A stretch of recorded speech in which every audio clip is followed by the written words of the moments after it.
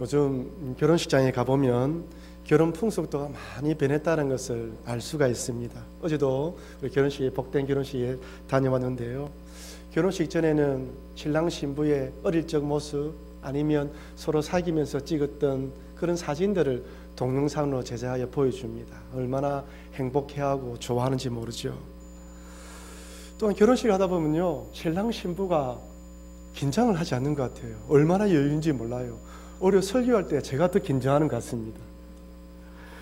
결혼식 후에 신랑 신부 아니 신랑이 깜짝 이벤트로 노래를 부르기도 하고 춤을 추는 경우도 있고, 때로는 신부가 노래를 부르고 춤을 추는 경우도 있습니다.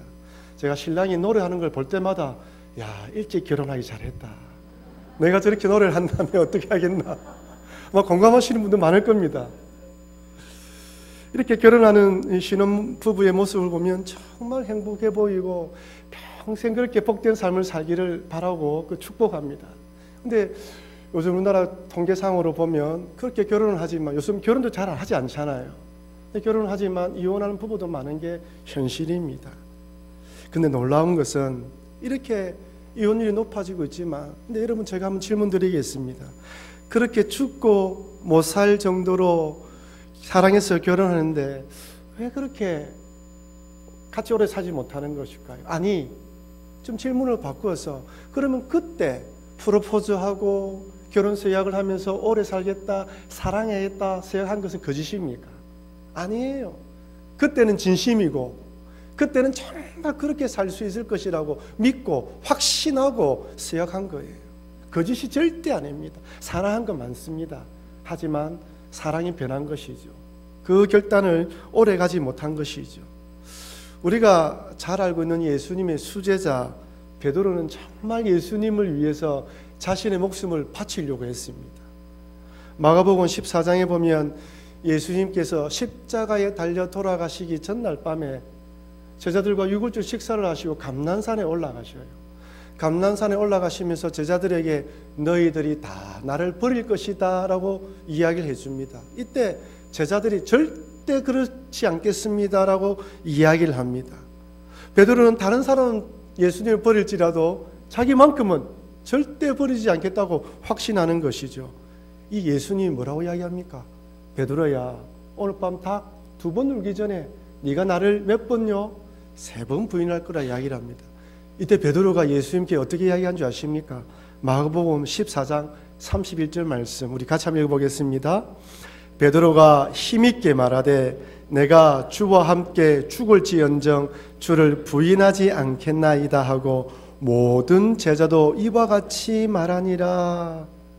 성경에서는 베드로의 고백이 얼마나 확신에 찼는지 어떻게 해요? 힘있게 강조하여 저는 절대로 주님을 배신하지 않겠습니다 라고 고백을 합니다.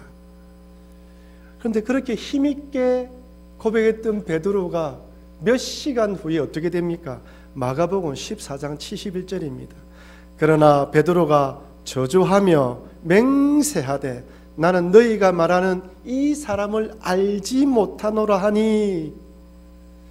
저주하며 맹세합니다.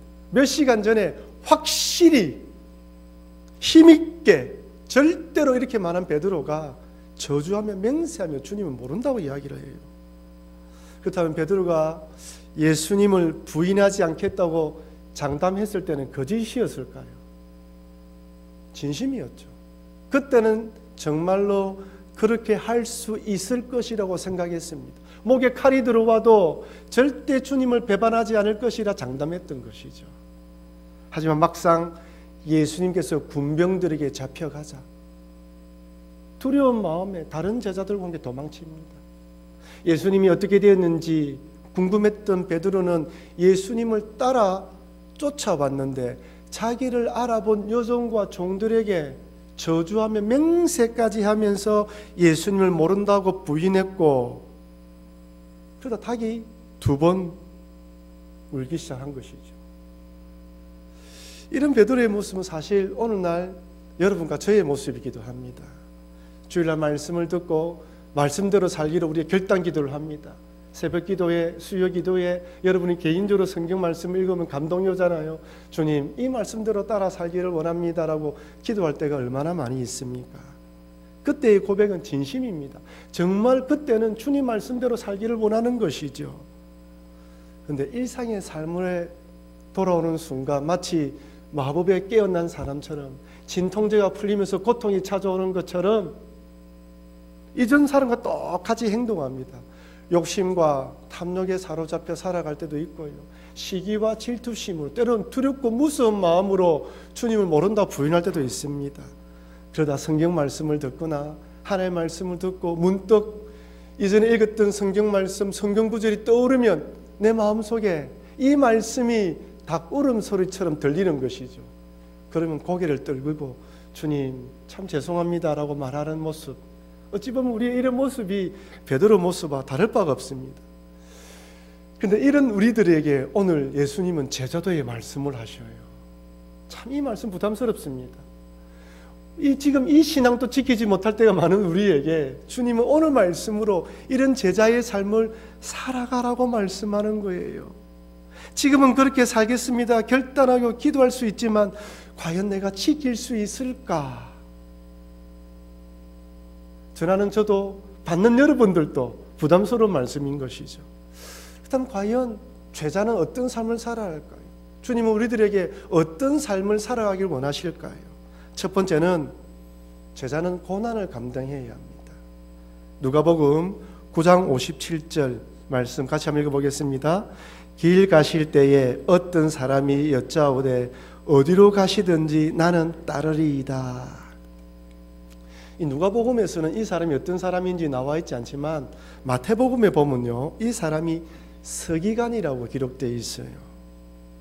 이 서기관은 예수님께서 능력 행하시고 근위 있는 말씀을 선포하시는 것을 보고 특별한 사람, 선지자, 메시아라고 생각하며 따르기로 결단합니다. 참 대단한 결심이죠. 그 당시 종교 지도자들이 예수님 어떻게 생각했습니까? 귀신의 왕 바알세부를 따르는 자다, 내지는 이단으로 생각하며 정죄했습니다. 그런 가운데 서기관이 결단하여 스스로 예수님을 따르기로 했다는 것은 대단한 것이죠. 놀라운 일입니다. 근데 예수님이 뜻밖의 말씀을 하셔요. 58절 말씀입니다. 예수께서 이르시되 여우도 굴이 있고 공중의 새도 집이 있으되 인자는 머리 둘 곳이 없다 하시고, 인자는 머리 둘 곳이 없다는 거예요. 고난을 따르는 삶, 정처 없이 방황해야 되는 삶, 한 곳에 정착하려면 또다시 움직여야 되는 삶을 살아가는 것이다. 한마디로 고난의 길이라고 이야기를 합니다. 사실 예수님 입장에서 서기관과 같은 사람이 제자가 된다는 것은 좋은 일입니다. 지금까지 제자들이 어떤 사람들이었습니까? 어부, 세리 같은 사람도 있고 열심 다는 또 있어요.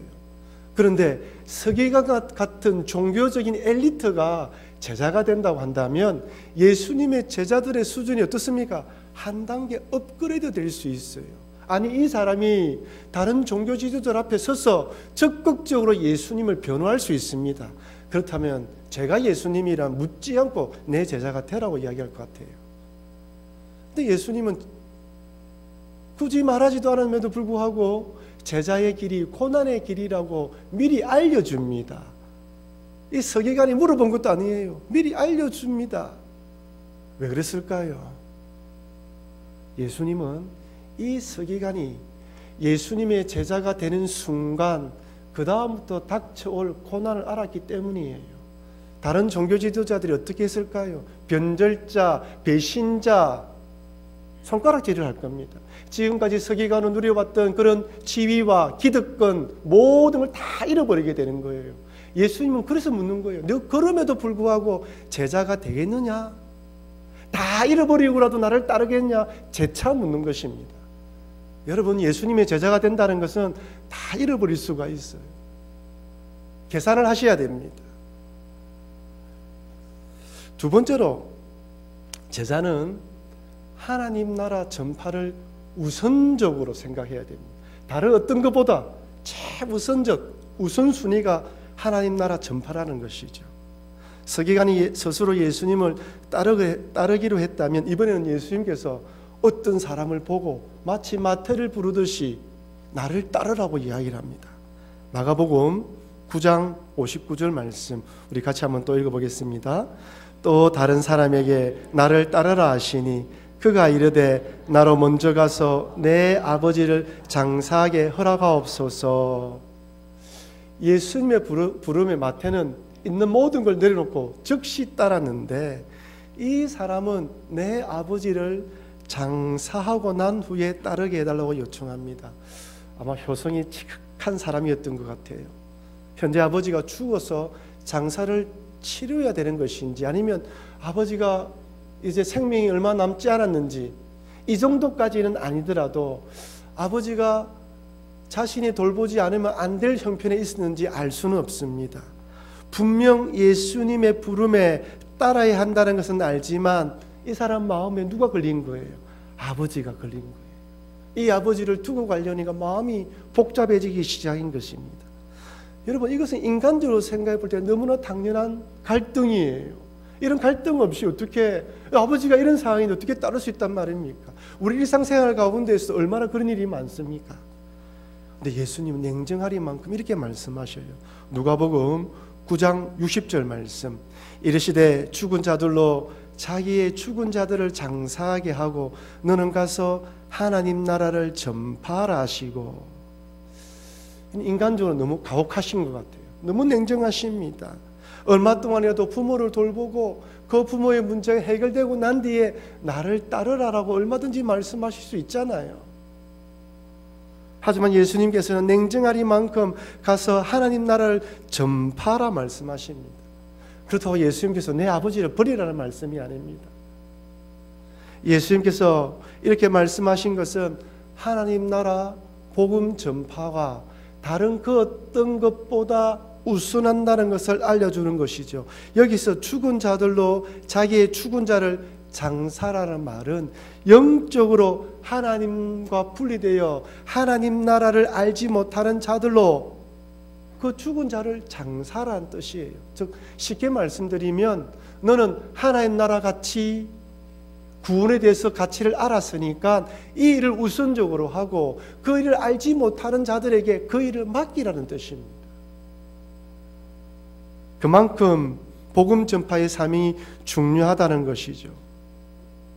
예수님께서 이 땅에 육신의 몸을 입고 오신 이유가 하나님 나라를 위한 것임을 아는 자들은 다른 어떤 것보다 복음 전파에 우선적으로 살라는 것입니다.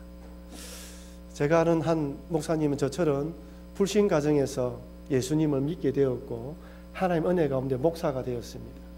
신학교를 졸업하기 전에 외국에 유학 갈 기회가 있어서 유학을 가셔서 그 나라에서 목사로 안수를 받고 목회를 시작했습니다.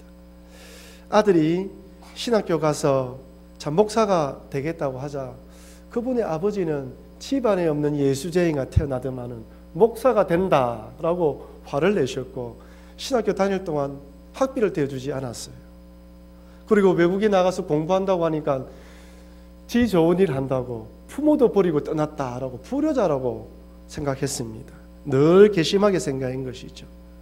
이분이 또 장남이었어요. 아버지가 그렇게 하네만 또 한 거죠.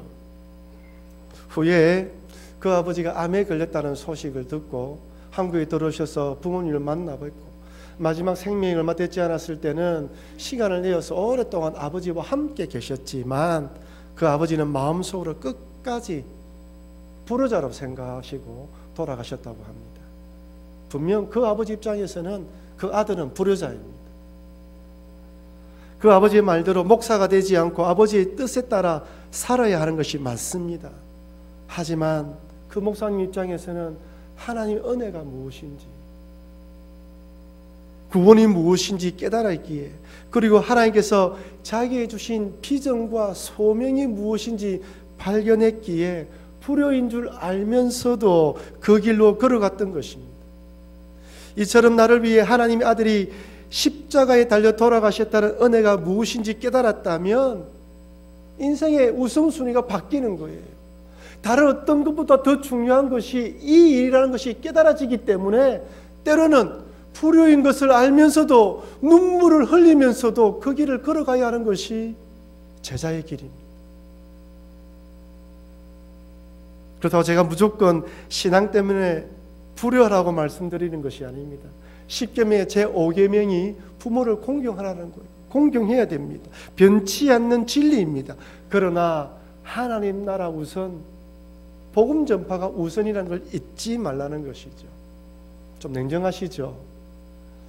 마지막 세 번째는, 제자는 앞만 보고 가야 합니다. 한번 따라합시다. 앞만 봅시다.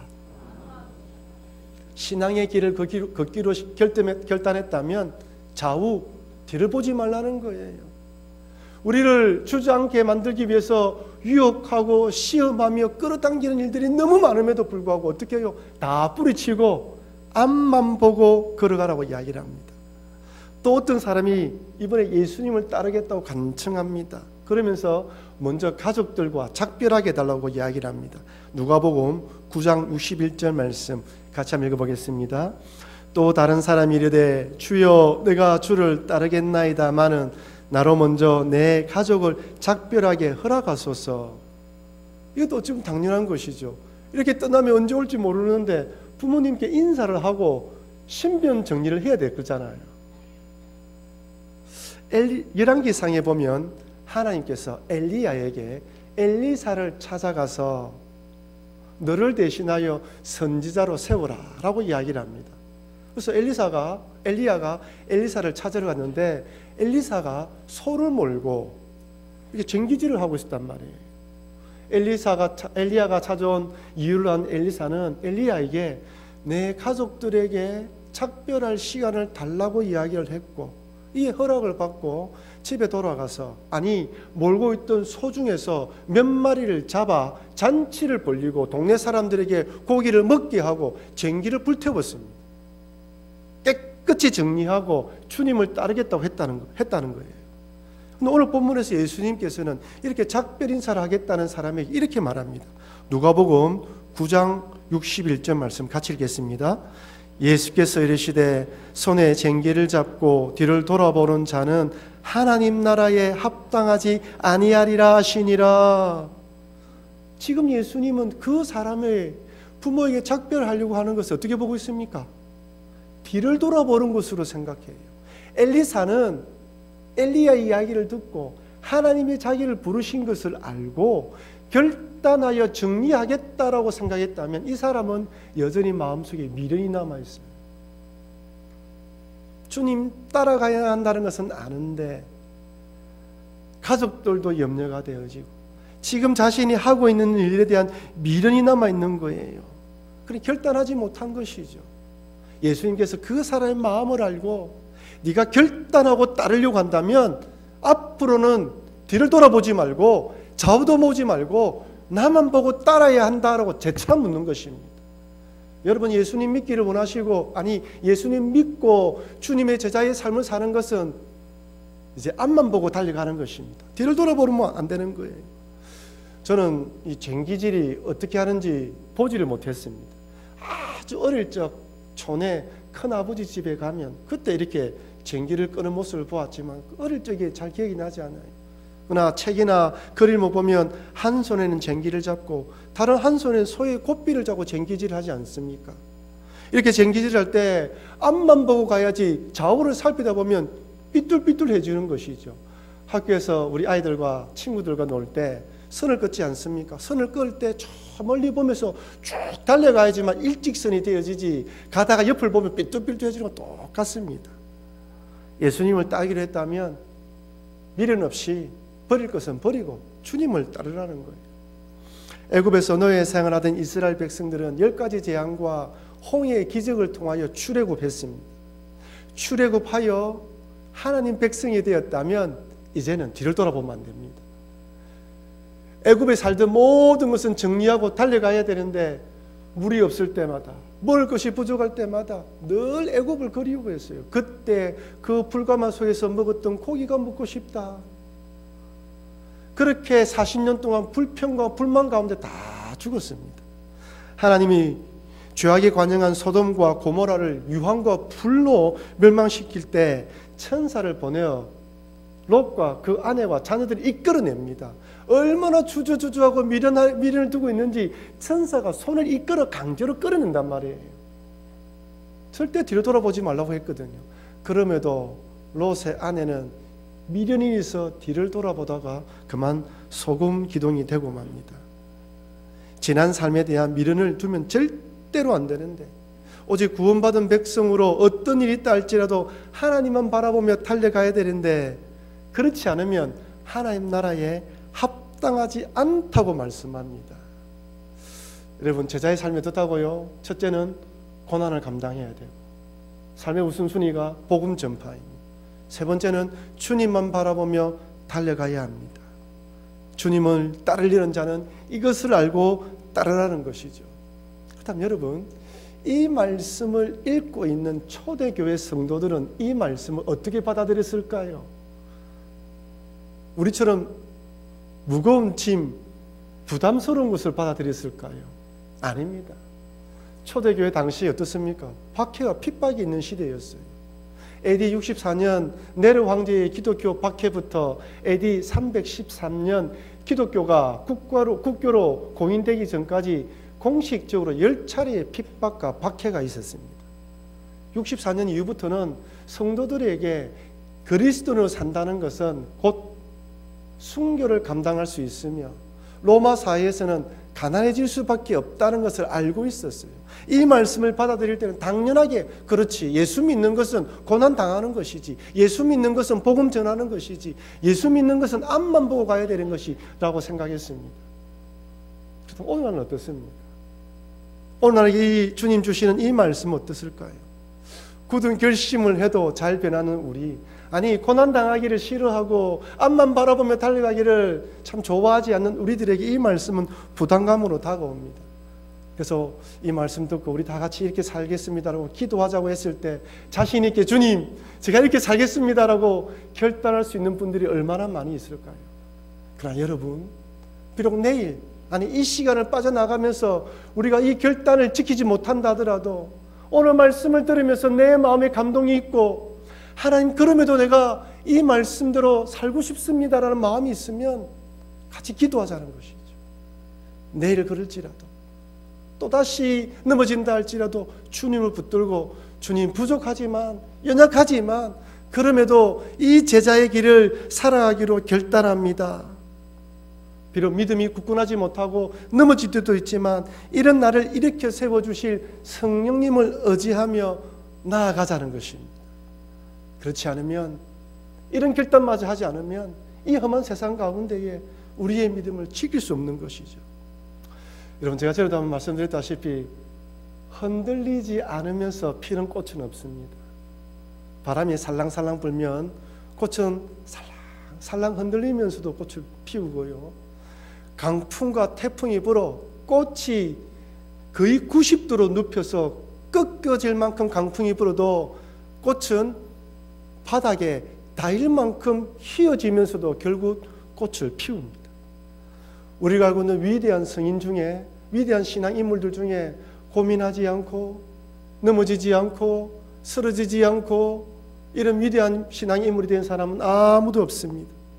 넘어지고 부족하고 허물 많지만 그럼에도 이끌어 주실 성령님을 의지하며 넘어지면 또 일어서고 넘어지면 일어서면서 믿음의 길을 걸어갔던 것이죠. 여러분, 신앙생활을 하면 할수록 부족하고 허물 많고 나약한 우리 자신을 발견하는 것이 신앙생활입니다. 그러나 그럼에도 불구하고 신앙의 꽃은 피어납니다. 미술을 전공하지 않은 분들도 빈센트 반 고흐에 대해서는 다 아실 것입니다. 네덜란드 출신으로 빛의 화가로 알려진 그는 생전에 900여 점의 그림과 1100여 점의 습작을 남겼습니다. 그럼 질문 하나 드릴게요. 그렇다면 고흐가 생전에 자신이 그린 그림이 몇 점이나 팔렸을까요? 한 점 팔렸어요. 그가 죽고 난 뒤에 97년 후 1987년 가세 박사의 초상이라는 그림이 우리나라 돈으로 580억 원에 팔렸습니다. 100년 전에는 아무도 알아주지 않는 무명의 화가 100년이 지나고 난 뒤에는 그의 그림은 부르는 게 갑이에요. 그렇다면 그가 100년 후에 자신의 그림이 이렇게 될 것이라고 생각했을까요? 제가 고우의 인생을 살펴보니까요, 참으로 안타까워요.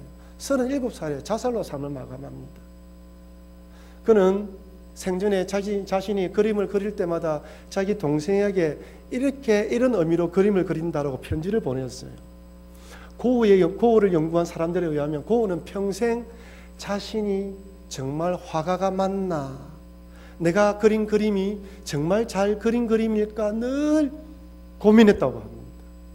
지금 우리는 고우를 빛의 화가라고 부르고 있는데, 살아있을 때는 자기 자신을 바라볼 때 늘 부족한 인생으로 보았던 것이죠. 우리들도 우리 자신의 삶을 바라볼 때 때로는 정말 예수 믿는 사람이 맞나, 내가 제자의 길을 걸어가고 있나라고 생각될 때가 있습니다. 부끄러울 때가 한두 번이 아닌 것이죠. 우리 자신의 신앙에 대해서 100% 만족하는 사람은 아무도 없습니다. 늘 주님께 부끄럽고 죄송한 것이죠. 하지만 그럼에도 불구하고 이런 우리들을 성령님으로 인도하셔서 우리의 이 고백이 진실된 삶의 증거로 나타나도록 인도하실 성령님을 바라보며 걸어가야 합니다. 이런 과정을 통해 우리들도 초대교회 성도들처럼 결국에는 고난을 감당할 수 있는 제자의 길을 걸어갈 수 있습니다. 사랑하는 성도 여러분, 예수님의 제자가 된다는 것은 결코 쉬운 일이 아닙니다. 그 어느 누구도 이 땅에 사는 동안 완벽하게 제자의 삶을 구현할 수 없습니다. 그래서 제자라는 말을 들으면 부담스럽고 부끄럽고 죄송한 마음밖에 없지만, 이런 우리들을 성령으로 인도하셔서 아름다운 신앙의 꽃을 피우게 하실 예수님을 바라보며 오늘 또다시 주님의 제자의 길을 걷겠습니다. 고난이 온다 할지라도 삶의 우선순위를 복음 전파, 그리고 주님만 바라보며 달려가겠습니다라고 결단하시는 여러분과 제가 되기를 바랍니다. 그러면 비록 완벽하고 완전하지 못한다 할지라도 어느 순간인가 내 자신의 아름다운 신앙의 꽃을 피우고 있는, 어제보다 오늘, 오늘보다 내일 더 아름다운 신앙의 꽃을 피우고 있는 우리 자신을 발견하게 될 것입니다.